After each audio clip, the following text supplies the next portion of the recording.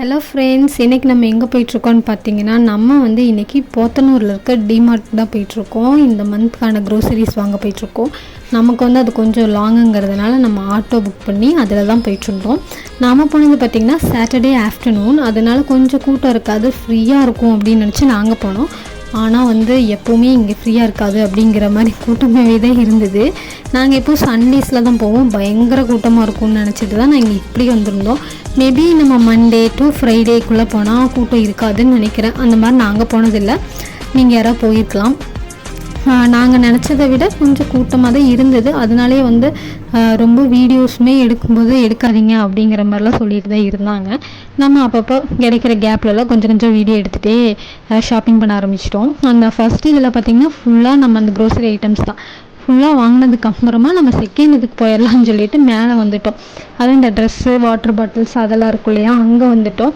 இங்கே மெயினாக என்னென்னு பார்த்துட்டிங்கன்னா, இந்த லிஃப்ட்டுக்கு கொஞ்சம் க்ரௌடாக இருந்தாலே இந்த லிஃப்ட்டுக்கு ரொம்ப நேரம் வெயிட் பண்ண வேண்டியதாக இருந்துச்சு.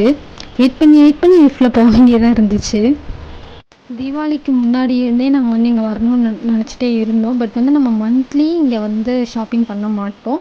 3 month ஒன்ஸ் அந்த மாதிரி தான் வர முடியும். ஏன்னா இது கொஞ்சம் லாங்கில் இருக்குது அப்படிங்கிறதுனால நம்ம அப்பப்போ தான் வருவோம். மற்ற டைமில் நம்ம வீட்டு பக்கத்துலேயே நம்ம ஷாப்பிங் பண்ணிடுவோம். என்னைக்காச்சும் ஒரு நாள் கொஞ்சம் பல்காக வாங்கணும், நிறையா வாங்கணும் அப்படிங்கிற மாதிரி இருக்கும்போது இங்கே வந்துடுறது.